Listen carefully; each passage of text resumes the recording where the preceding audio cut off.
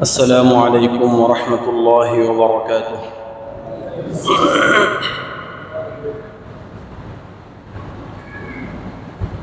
الحمد لله وكفى وسلام على عباده الذين اصطفى. أما بعد فقد قال الله تعالى في كلامه المجيد وفي فرقانه الحميد: أعوذ بالله من الشيطان الرجيم. بسم الله الرحمن الرحيم. إذا زلزلت الأرض زلزالها وأخرجت الأرض أثقالها وقال الإنسان ما لها يومئذ تحدث أخبارها بأن ربك أوحى لها. وقال النبي عليه الصلاة والسلام: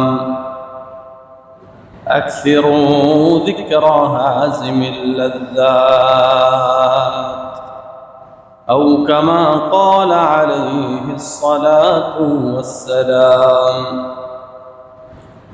صدق الله العظيم وصدق رسوله النبي الكريم، ونحن على ذلك من الشاهدين والشاكرين، والحمد لله رب العالمين. আল্লাহ রাব্বুল আলামিনের দরবারে অসংখ্য অগণিত শুকরিয়া, যিনি আমাদেরকে তার ইবাদত করার জন্য জুমার দিনে মসজিদে আগে আগে এসে বসে কোরআন ও সুন্নাহ থেকে কিছু কথা বলার ও শোনার মতো তৌফিক দিয়েছেন। অন্তরের অন্তঃস্থল থেকে শুকরিয়া আদায় করছি, জবান দিয়ে জোরে জোরে আওয়াজ করে বলি আলহামদুলিল্লাহ। আমি পবিত্র কোরআনের একটা সূরা থেকে কিছু আয়াত তিলাওয়াত করেছি। এই সূরাটি আমাদের অনেকের কাছেই পরিচিত, প্রসিদ্ধ একটি সূরা,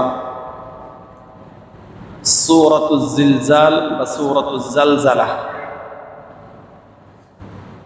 এই জালজালা বা জিলজাল শব্দের অর্থ হচ্ছে প্রকম্পিত হওয়া, কম্পন হওয়া, প্রকম্পন করা বা কেঁপে ওঠা, ঝাঁকুনি দেওয়া বা ভূমিকম্প। ভূমিকম্প হওয়াটা কিয়ামতের একটা আলামত। একইভাবে হত্যা বেড়ে যাওয়া, এটাও কিয়ামতের একটা আলামত। হত্যা এমন বাড়বে, এত পরিমাণে বাড়বে, যাকে হত্যা করা হবে বা যাকে হত্যা করা হয়েছে সে নিজেও জানবে না যে কি অপরাধে আমাকে হত্যা করা হলো। যেই লোকটা হত্যা করবে বা মারবে সে নিজেও জানবে না যে আমি কেন মেরে ফেললাম বা কেন তাকে মারলাম বা হত্যা করলাম। হত্যার পরিমাণ এত বেশি বাড়বে, অপরাধ যাকে যেই অপরাধের জন্য মারা হয়েছে সেও জানবে না যে কি এমন অপরাধ করলাম আমাকে মেরে ফেলা হলো। আর যে মারবে সেও বুঝতে পারবে না যে আরে আমি যে তাকে মেরে ফেললাম, মারার মতো কি এমন অপরাধ করেছে। সে যে অপরাধটা করেছে, বড়জোর আমি তাকে থাপ্পড় দিতে পারতাম, বড়জোর একটা বাড়ি দিতে পারতাম, আঘাত করতে পারতাম, বকা দিতে পারতাম, কিন্তু কি এমন সে অপরাধ করলো, কি আমার এমন হলো যে আমি তাকে এই অপরাধের জন্য মেরেই ফেললাম। অর্থাৎ এমন অবস্থা হবে, যাকে মারা হবে সেও জানবে না কেন মরলো, যে মারবে সেও জানবে না কেন মারলো। এই পর্যায়ে যখন হত্যা বেড়ে যাবে তখন এটা একটা কিয়ামতের আলামত। যেই পরিস্থিতিটা বিরাজ হচ্ছে সারা পৃথিবীর আনাচে কানাচে, বিভিন্ন জায়গায় মানুষ নির্যাতিত হয়ে মৃত্যুবরণ করছে। যে মরছে সেও জানছে না যে কেন আমাকে মারা হলো, যে মারছে সেও জানে না, সেও বুঝতে পারছে না যে কেন আমি মারছি, কেন আমি তাকে হত্যা করছি। তো এই সূরাটা সূরাতুল জিলজাল বা জালজালা, এটা একটা কিয়ামত সম্পর্কিত সূরা। বর্তমান প্রেক্ষাপট অনুযায়ী এই সূরার মধ্যে মানুষকে সতর্ক করেছেন আল্লাহ। এই জন্য এই সূরা নিয়ে আজকে সামান্য কথা বলবো। আল্লাহ রাব্বুল আলামিন আমাকে সংক্ষিপ্ত সময়ে এই সূরার গুরুত্ব তুলে ধরার মতো তৌফিক দান করুন, আমিন। আল্লাহ রাব্বুল আলামিন পবিত্র কোরআনের মধ্যে কিয়ামতের ভয়াবহতা নিয়ে আলোচনা করতে গিয়ে সূরাটি নাযিল করে বললেন, ইযা যুলজিলাতিল আরদু জিলজালাহা। স্মরণ করো ওই সময়টাকে, ওই ভয়ঙ্কর মুহূর্তটার কথা তোমরা স্মরণ করো। যুলজিলাতিল আরদু জিলজালাহা, জমিন যখন প্রবল আকারে প্রকম্পন করবে, কেঁপে উঠবে, জমিনের মধ্যে ভূকম্প হবে, ভূমিকম্প হবে, ওই সময়টার কথা তোমরা স্মরণ করো। রাব্বুল আলামিন এই ভয়াবহতাটাকে, এই বাস্তবতাটাকে আরেকটা সূরার মধ্যে খুব সুন্দরভাবে ফুটিয়ে তুলেছেন। আল্লাহ রাব্বুল আলামিন বলেন, ইয়া আইয়ুহান নাসু তাকু রাব্বাকুম ইন্না জালজালাতাস সাআতি শাইউন আযীম। হে মানুষেরা শোনো, ইত্তাকু রাব্বাকুম, তোমরা তোমাদের রবের ব্যাপারে সতর্ক থাকো, কারণ ইন্না জালজালাতাস সাআতি শাইউন আযীম।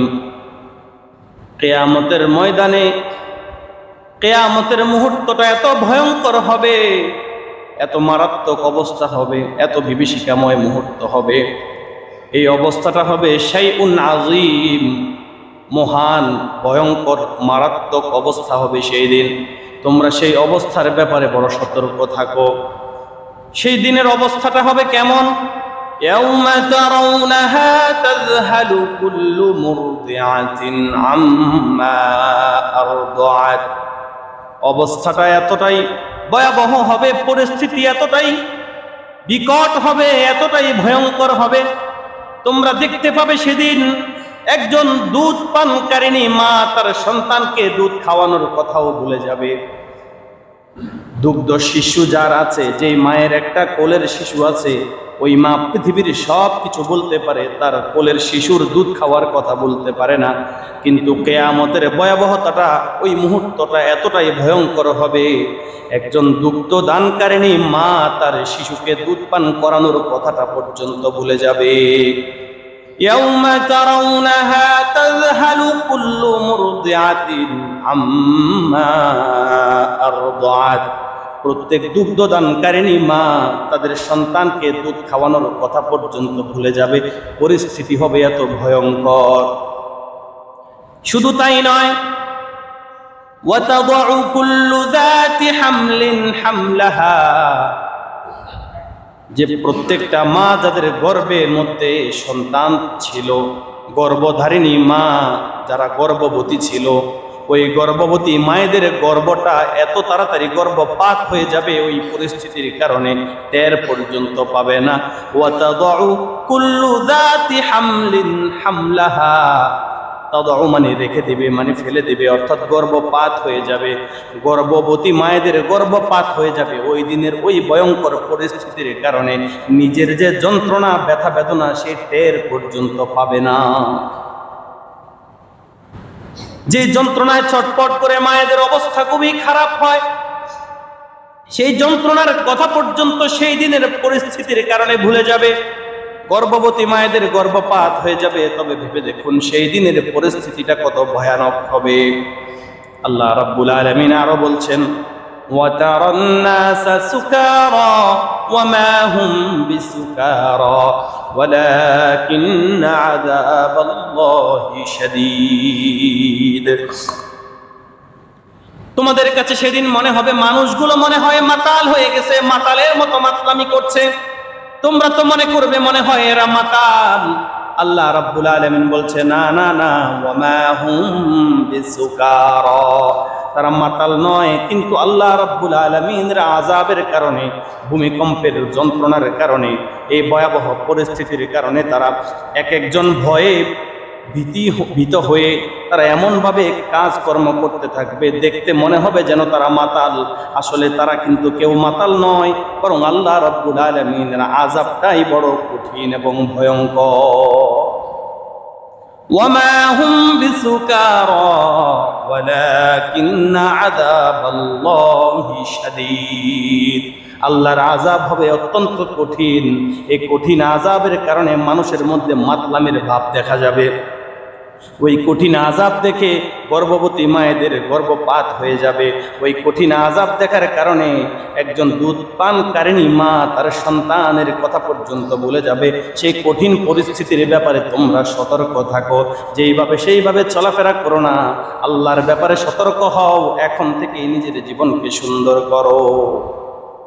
এই জন্যই আল্লাহ রাব্বুল আলামিন বলছেন, ইযা যুলজিলাতিল আরদু জিলজালাহা, জমিনের ওই ভূকম্পন বা ভূমিকম্পন যা হবে সেই দিনের ব্যাপারে তোমরা সতর্ক হও, ওই দিনটাকে তোমরা স্মরণ করো।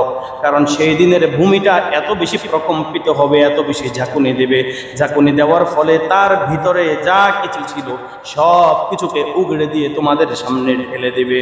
ওয়া আখরাজাতিল আরদু আসফালাহা, জমিনের ভিতরে যা কিছু ভারী সম্পদ ছিল সব কিছু সেদিন মানুষের সামনে ঢেলে দেবে। আসফাল মানে ভারী যা জিনিস আছে, ভারী জিনিসগুলোর মধ্যে কি কি হতে পারে? মুফাসসিরিনে কেরাম বলেন, ভারী জিনিসের মধ্যে একটা হতে পারে যাদেরকে আমরা কবরস্থ করেছি, যাদেরকে আমরা কবর দিয়েছিলাম, সেই দিন এই ভূমির কম্পনের কারণে কবরবাসীরা পর্যন্ত কবর থেকে উঠে দাঁড়িয়ে যাবে। কি ভয়াবহ পরিস্থিতি হবে সেদিন। সেদিনের কথা মনে করো, যেই দিন জমিন এত বেশি প্রকম্পিত হবে, এত বেশি ঝাঁকুনি দিবে যে ঝাঁকতে ঝাঁকতে তার নিচে যা কিছু ছিল সব কিছুকে উল্টিয়ে তোমাদের সামনে তুলে ধরবে। আর সেদিন চিন্তা করবে, হায় রে, যার নির্দেশে আমি অন্যায় করেছিলাম, যার একটু পাওয়ার পেয়ে আমি মানুষের উপরে নির্বিচারে ঝাঁপিয়ে পড়েছিলাম, যার একটু পাওয়ারের কারণে, কথার কারণে আমি নির্বিচারে মানুষকে হত্যা করেছিলাম, সে তো দেখি কবরের তলদেশে শায়িত, তাহলে কার নির্দেশে আমি কি করলাম? আজকে আমার পরিস্থিতি হবে কি? ওয়াখরাজাতিল আরদু আসফালাহা, জমিন তার ভিতরে যা কিছু ছিল সব কিছু উগড়ে দেবে।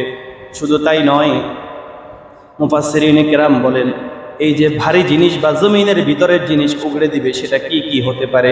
একটা হতে পারে মৃত মানুষ যাদেরকে কবরস্থ করা হয়েছিল, তাদেরকে আল্লাহ রাব্বুল আলামিন সেদিন তুলে দিবে, যেটা সূরাতুল আদিয়াতের মধ্যে আল্লাহ তাআলা বলেন, আফালা ইয়ালামু ইযা বু'থিরা মা ফিল কুবুর, তোমরা কি জানো না কবরের মধ্যে যা আছে সেটাকেও আবার পুনরুত্থান করা হবে, সেটাকেও আবার তোলা হবে।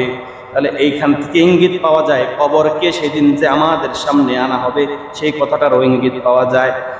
অন্যত্র মুফাসসিরিনে কেরাম বলেন, ভারী জিনিস বলতে ওই সমস্ত জিনিস, ওই সমস্ত খনিজ সম্পদের কথা বোঝানো হয়েছে।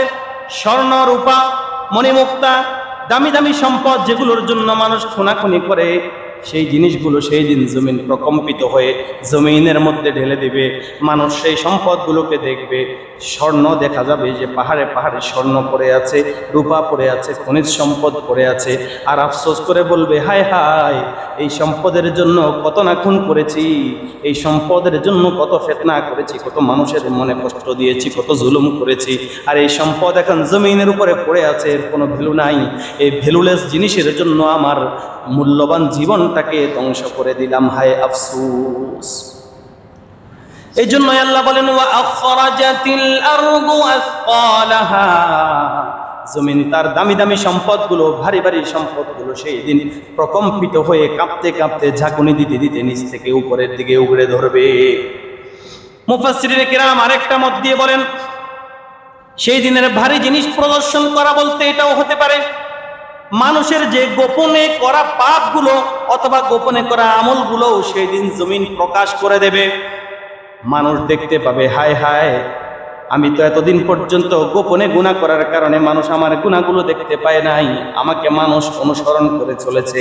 আমি এতদিন মানুষের সামনে অনুসরণীয় ছিলাম, কিন্তু আজকে যে আমার পাপের কথাটা গোপন না থেকে ওপেন হয়ে গেল, আজকে আমার পরিস্থিতি কি হবে?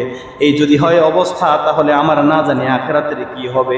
তখন মানুষ অনুশোচনায় ভুগবে, কিন্তু ওই সময়টাতে তওবা করার মতো পরিস্থিতি আর বাকি থাকবে না।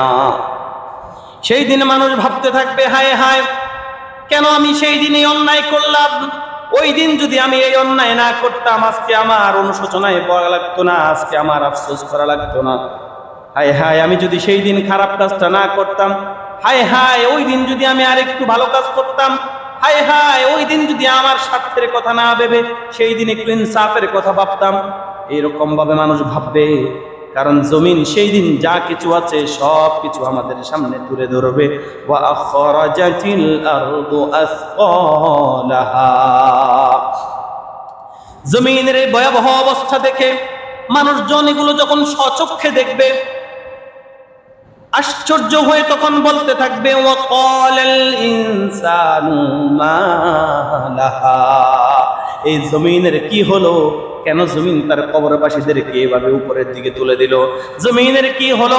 যে সম্পদ নিয়ে এত মারামারি করেও পেলাম না, সেই সম্পদ কেন তার নিচ থেকে সে আমাদের মাঝে ঢেলে দিল?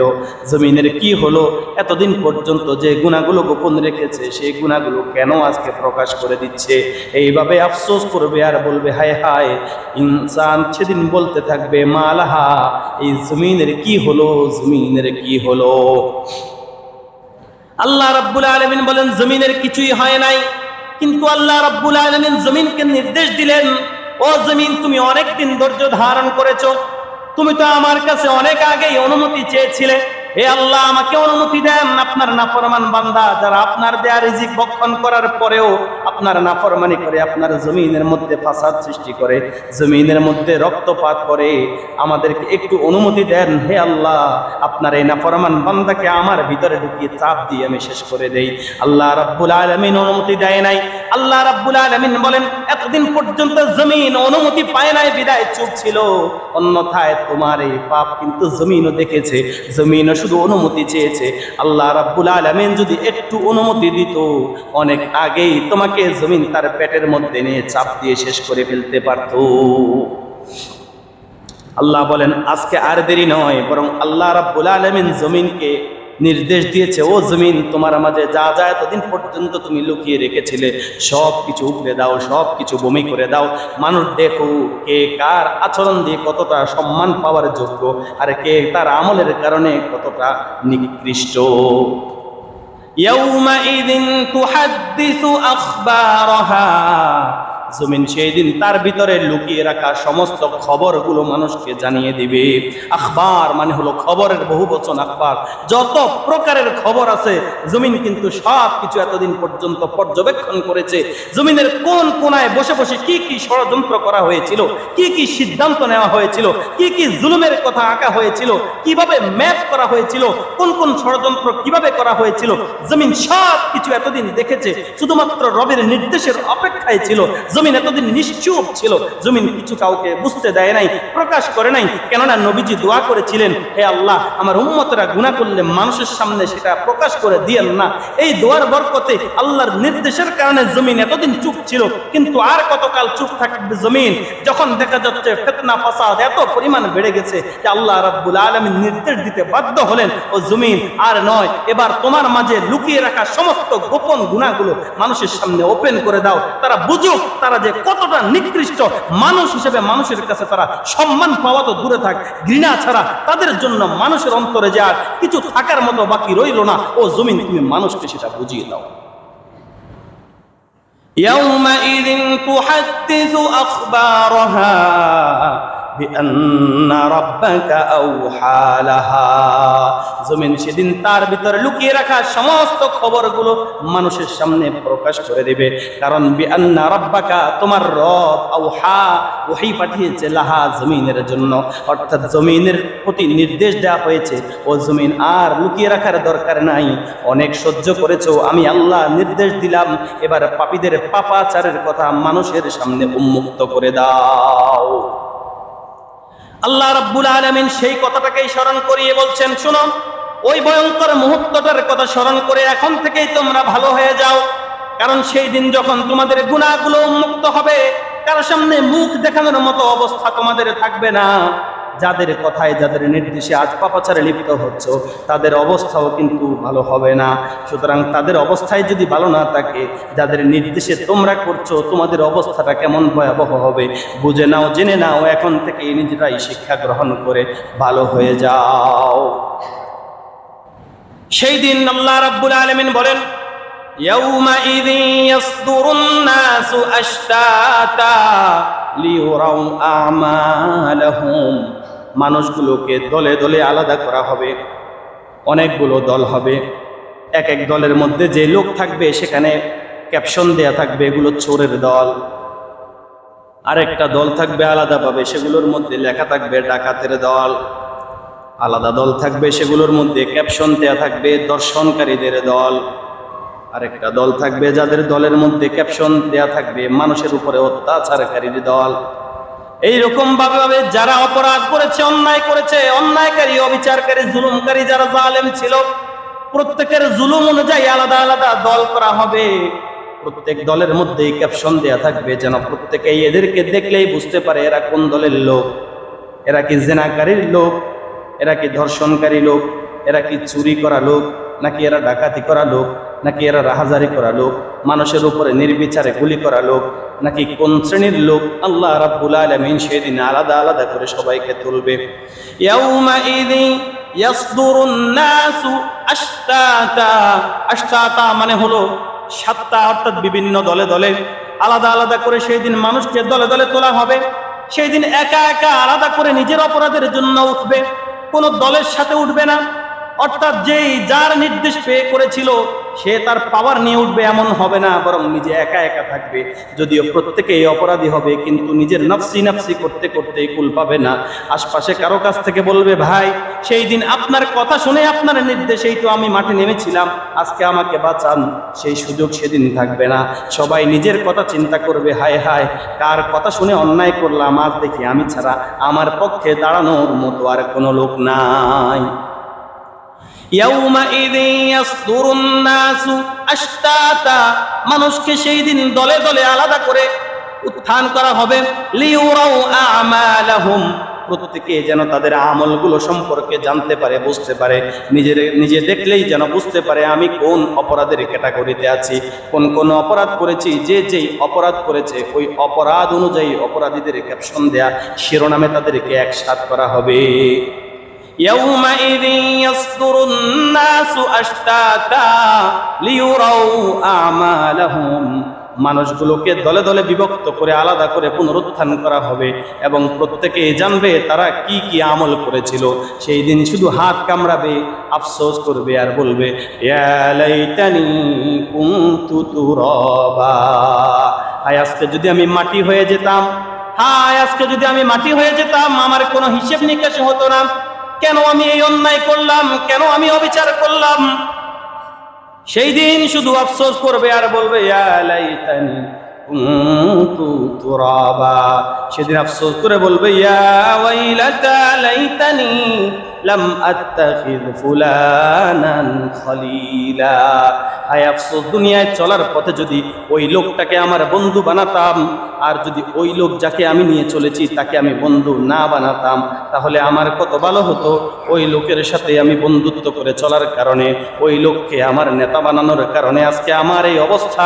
ইয়া ওয়াইলাতা লাইতানি লাম আত্তাখিয ফুলানান খলিলা। অমুক লোককে যদি আমার খলিল না বানাতাম, অমুক লোককে যদি আমার বন্ধু না বানাতাম, আমার আল্লাহ খুশি হতেন। অমুক লোককে বন্ধু বানানোর কারণে আমার আল্লাহ নারাজ হয়েছেন, আজকে আমাকে অপরাধীদের তালিকার মধ্যে তালিকাভুক্ত করে পুনরুত্থান করলেন। এই জন্যই আল্লাহ বলেন প্রত্যেককেই আলাদা আলাদা করে দলভুক্ত করা হবে, প্রত্যেককেই তাদের অপরাধগুলো দেখানো হবে। যে রকম ভাবে বিভিন্ন প্রতিষ্ঠানে পরীক্ষা দেওয়ার পর, পরীক্ষার রেজাল্ট দেওয়ার পরে মানুষ যখন দেখে, হায় কেন আমি ফেল করলাম, কেন আমি পাস করলাম, কেন আমি নাম্বার কম পেলাম, কেন আমি বেশি পেলাম, তখন মাদ্রাসায় বা স্কুলে বা প্রতিষ্ঠানে যাওয়ার পরে স্যাররা অনেক সময় সেই কাগজগুলো তাদের হাতে দেয়, দিয়ে বলে, দেখো এগুলো তোমাদের পরীক্ষার কাগজ, এগুলো তোমাদের পরীক্ষার পেপার। দেখো তোমরা কি কি লিখেছিলে, কি কি নাম্বার পাওয়ার উপযুক্ত, এখন তোমরা দেখো। পরীক্ষার হলে লিখেছো যখন, তখন হয়তো বুঝো নাই, এখন একটু আরেকবার ভালো করে দেখো, বইয়ের সাথে মিলাও, কোনটা উত্তর সঠিক ছিল, কোনটা ব্যাঠিক ছিল, এখন একটু মিলাও। আল্লাহ রাব্বুল আলামিন বলেন লিউরাও আমালাহুম, তাদের আমলগুলো সেদিন তাদেরকে ওই দিন দেখানো হবে। 3D করে, 4D করে, 5D করে ডিজিটাল সিস্টেমে তাদের সামনে সমস্ত অপরাধগুলো তুলে ধরা হবে। কোন দিন, কোন রাতে, কোন সময়ে, কোন মুহূর্তে, কোন জায়গায়, কার সাথে বসে কি কি অন্যায় করেছে, সমস্ত অন্যায়গুলো সামনে তুলে ধরা হবে। মানুষ দেখবে, হায় হায় হায়, আমি তো ভেবেছিলাম আমি নাজাত পাবো, আমি তো ভেবেছিলাম নামাজের কারণে মুক্তি পাবো, কিন্তু নামাজের চেয়েও বড় বড় গুনাহগুলো যে আমি করে বসে আছি, আমার নামাজ তো আমাকে মুক্তি দিতে পারবে না। এই জন্যই আল্লাহ বলেন লিউরাও আমালাহুম, কারো উপরে জুলুম করা হবে না, কারো উপরে অন্যায় করা হবে না, বরং যে যেই আমল করবে প্রত্যেকের আমল সম্পর্কে তাদেরকে জানিয়েই তাদের শাস্তি দেওয়া হবে। লিউরাও আমালাহুম, তাদের আমলগুলো যেন তারা দেখতে পায়, এই জন্য প্রত্যেককে আলাদা আলাদা করে, আলাদা আলাদা দলভুক্ত করা হবে। সবাইকে একসাথে, এক এক অপরাধীদেরকে আলাদা আলাদা করে তোলা হবে। দেখা যাবে এমন পরিস্থিতি হবে, কিছু কিছু মানুষ আছে যারা সব দলের মধ্যেই থাকবে। যেমন চুরি করছে সেটাও সে ছাড়ে নাই, ডাকাতি করছে সেটার মধ্যেও সে আছে, জিনা করছে সেটার মধ্যেও সে আছে, জুলুম করছে সেটার মধ্যেও সে আছে। যত অপরাধ আছে এমন কোনো অপরাধ নাই যেই অপরাধের মধ্যে সে যুক্ত নাই। দেখা যাবে এই লোকটারা প্রত্যেকটা আমল নামার মধ্যে এই লোকটা যুক্ত আছে, তার শাস্তি হবে কত ভয়ানক, কত ভয়ঙ্কর। আল্লাহ রাব্বুল আলামিন তাদের কথাই বলছেন, শোনো, ইযা যুলজিলাতিল আরদু জিলজালাহা, জমিনের ওই ভয়ঙ্কর মুহূর্তের কথা স্মরণ করো, আর এখনই সময় আছে, তওবা করে ভালো হয়ে যাও। আল্লাহ রাব্বুল আলামিন এই সূরার শেষে দুইটি আয়াত দিয়ে বললেন, শোনো, ফামান ইয়ামাল মিসকালা যাররাতিন খায়রান ইয়ারা ومن يعمل مثقال ذرة شرا يره। এইটা ভাবার কোনো কারণ নাই যে আমি মনে হয় দুনিয়াতে ভালো কাজ করেছিলাম, এরপরেও আজকে আমার পরিণতি খারাপ হলো। আবার এটাও ভাবার কোনো কারণ নাই আমি দুনিয়ার মধ্যে যত মন চাই গুনাহ করব, যত মনে চায় অন্যায় করব, অবিচার করব, কিন্তু আমার কারো না কারো সুপারিশের মাধ্যমে নাজাত হয়ে যাবে, এটা ভাবারও কোনো কারণ নাই। আল্লাহ তাআলা বলছেন ফামান ইয়ামাল মিসকালা যাররা, একদম অণু পরিমাণ বা তার চেয়েও ছোট কোনো বস্তু যদি থাকে, সেই পরিমাণ যদি কোনো নেক আমল তুমি করো, ফামান ইয়ামাল মিসকালা যাররাতিন খায়রা, যদি খায়ের কোনো কিছু করো, কল্যাণ করে কিছু যদি তুমি করো, ভালো যদি কিছু তুমি করে থাকো, ইয়ারাহু, সেই দিন তুমি সেটা দেখতে পাবে। মুফাসসিরিন কিরাম এখানে খায়ের শব্দের ব্যাখ্যা করেছেন এমন ভালো কাজ যেই ভালোটা ঈমানের সাথে করা হয়েছে। ঈমান নাই, হাজারো ভালো কাজ করেছো, আখিরাতে পাবা সেই আশা করে লাভ নাই, তোমার প্রতিদান দুনিয়াতেই দিয়ে দেয়া হবে। ঈমান আছে, তুমি নেক আমল অল্প করেছো, সেটা তোমাকে সেদিন দেখানো হবে। নেক এখানে খায়ের বলতে ওই সমস্ত নেক আমল যেটা ঈমান থাকা অবস্থায় করা হয়েছে। সুতরাং কোনো বেঈমানের নেক আমল আখিরাতে গ্রহণযোগ্য হবে না। فمن يعمل مثقال ذرة خيرا يره, সেদিন যারা কোন ধরনের নেক আমল করবে, সমস্ত নেক আমল অল্প পরিমাণও যদি হয়, সেইটা সেদিন সে দেখতে পাবে। সুতরাং রাসূল সাল্লাল্লাহু আলাইহি ওয়াসাল্লাম বলছেন, নেক আমল যতই ছোট হোক না কেন, যতই ক্ষুদ্র থেকে ক্ষুদ্র হোক না কেন, ক্ষুদ্রাতি ক্ষুদ্র ছোট আমলটাকেও ছেড়ে দিও না, এটাকে অবহেলা করো না। হতে পারে দাড়ি পাল্লায় যখন তোমার গুনাহগুলো মাপা হবে আর তোমার নেক আমলগুলো মাপা হবে, এমন পরিস্থিতিও হয়ে যেতে পারে সামান্য একটা নেকের কারণে তোমার দাড়ি পাল্লাটা গুনার দিকে ভারী হয়ে তুমি জাহান্নামে হয়ে যেতে পারো। এই জন্য ছোট থেকে ছোট, সেদিন হয়তো আফসোস করে বলবা, আয় হায় যদি আর 2টা টাকা দান করে আসতে পারতাম, হায় হায় আর যদি 2টা রাকাত নফল নামাজ আদায় করে আসতে পারতাম, হায় হায় যদি আর একটা মানুষকে একটা সালাম বেশি দিতে পারতাম, হায় হায় হায় জমিনের মধ্যে যে মানুষের উপরে জুলুম করেছি, যদি আর অন্তত 2টা মানুষের উপরে জুলুম কম করতাম, তাহলে আজকের দিনে আমার আমলের পাল্লাটা খারাপের দিকে নয় বরং নেকির দিকে বাড়ি হয়ে যেত। কিন্তু অবস্থাটা হবে এমন, ডানে বামে সামনে পিছে উপরে নিচে কোনো দিক থেকে সেই দিন সংগ্রহ করার মতো নেকি ব্যবস্থা সেদিন আর থাকবে না। সেদিন কোনো বাবাও তার সন্তানকে নেক দান করবে না, মাও তার সন্তানকে নেক দান করবে না, বন্ধু তার বন্ধুকে চিনবে না, স্বামী তার স্ত্রীকে চিনবে না, স্ত্রী তার স্বামীর জন্য একটা নেকি দিতে রাজি হবে না। আমি আর আপনি যে বা যারা একে অপরের জন্য জীবন দিয়ে দিতে পর্যন্ত প্রস্তুত, ওই লোকেরাও সেই দিন শুধুমাত্র একটা নেকি দিবে এই কথাতে রাজি হবে না। আল্লাহ রাব্বুল আলামিন সেই কঠিন সময়ের কথা স্মরণ করিয়ে বললেন, ফামান ইয়ামাল মিসকালা যাররাতিন খায়রান ইয়ারা। তুমি যদি নেক আমল করে থাকো, সেটা যতই ছোট হোক না কেন, ওই ছোট আমলটাকেও আল্লাহ রাব্বুল আলামিন পেলে পুষে বড় করে অনেক বড় করবে, এবং সেই নেকটা তোমাকে আখিরাতে দেখানো হবে। ওই নেকের উসিলায় তুমি সেদিন সফল হয়ে যাবে এবং জান্নাত পর্যন্ত তুমি পৌঁছে যাবে। সুবহানাল্লাহ। আর যদি তার বিপরীতে তুমি করো, ওয়ামান ইয়ামাল মিসকালা যাররাতিন শাররান ইয়ারা, যদি শার করো, খারাপ করো, মন্দ করো, মন্দ কাজটা তুমি মনে করছো এটা তো ছোট ছোট গুনাহ, ওই ছোট গুনাহটা তোমার জন্য পাহাড় সম হয়ে যেতে পারে। সেই দিন তুমি বুঝবা, যখন পাল্লা তোমার গুনাহের দিকে একটু পরিমাণ হলো ভারী হবে, আফসোস করতে থাকবা, আফসোসের সীমা থাকবে না। গুনাহ আমরা করছি, মনে করছি এটা তো ছোট গুনাহ। আমরা অনেকেই প্রশ্ন করি, হুজুর সগীরা গুনাহ কোনটা, কবিরা গুনাহ কোনটা? তওবা না করলে ছোট যেই গুনাহটাকে আমরা ছোট মনে করছি, সগীরা মনে করছি, ওই সগীরাটাও আমার জাহান্নামে যাওয়ার জন্য কারণ হয়ে যেতে পারে। কারণ পৃথিবীতে কোনো গুনাহ ছোট নাই। আমি নাজাত পেয়ে গেলে আমার বড় গুনাহও আমার জন্য ছোট, কিন্তু যদি নাজাত না পাই, ওই ছোট একটা গুনাহের কারণেও যদি আমি আটকে যাই, তাহলে ওইটা তো তখন আর ছোট থাকবে না। এই জন্য মুরব্বীরা বলে, পচা শামুক থেকেও সাবধানে থাকো, কারণ পচা শামুকেও কিন্তু মানুষের পা কাটা যায়। শামুকটা পচা হতে পারে, কিন্তু তার খোসাটা এই হতে পারে যে তুমি খালি পায়ে হাঁটছো, তোমার পা কাটার জন্য কিন্তু পচা শামুকও যথেষ্ট হতে পারে। পানি কাদাওয়ালা হতে পারে, ময়লা যুক্ত হতে পারে, কিন্তু আগুন নিবানোর কাজে ওই কাদা যুক্ত পানিও কিন্তু কাজে লাগতে পারে। গড়িটা নষ্ট হতে পারে, কিন্তু দিনে দুইবার কিন্তু নষ্ট গড়িতেও সঠিক সময়টা প্রদর্শন করতে পারে। সুতরাং অবহেলা করো না। একটা গুনাহকে তুমি হয়তো বা কিছুই মনে করছো না, আর কিছু মনে না করে এটাকে তুমি তোয়াক্কা না করে তওবা করছো না, তওবা না করা ওই গুনাহটাই হয়তো বা তোমার জীবনের সবথেকে বড় ধ্বংসের কারণ হয়ে দাঁড়াতে পারে। কারণ সেদিন যখন তোমার দাড়িপাল্লায় নেক এবং বদকে মাফ করা হবে, হতে পারে তোমার বড় বড় গুনাহ যেগুলো তওবা করেছো, তওবার কারণে বরাবর হয়ে গেছে, কিন্তু যে গুনাহটাকে তুমি গুনাহই মনে করো নাই, ওই একটা গুনাহ তোমার রয়ে গেছে দাড়িপাল্লায়, সেই দিন ওই একটা গুনাহের কারণে বাড়ি হয়ে গেল, তুমি জাহান্নামে চলে গেলে। সেদিন কারো কাছ থেকে একটা নেকি নিয়ে জান্নাতে যাবা, সেই সুযোগ কিন্তু সেদিন নাও থাকতে পারে। এই জন্য গুনাহ করার আগে 10 বার ভেবে দেখো যে গুনাহটা করছি, এর সাজা নেওয়ার মতো সামর্থ্য আমার শরীরে আছে কিনা, আমার দেহে আছে কিনা। অন্যের উপরে যে জুলুম আজকে আমি করছি, সেই জুলুম আমার উপর করা হলে আমি কি বরদাস্ত করতে পারবো কিনা। আমার যেই স্বার্থ রক্ষার জন্য অন্যের স্বার্থে আমি আঘাত করছি, আমারই স্বার্থ যদি আবার কেউ কেড়ে নেয়, তখন আমি সেটাকে সইতে পারবো কিনা, আমি সেটা বরদাস্ত করতে পারবো কিনা। আজকেই আমাকে মুহাসাবা করতে হবে, আমার নিজের হিসাব নিজেকে নিতে হবে।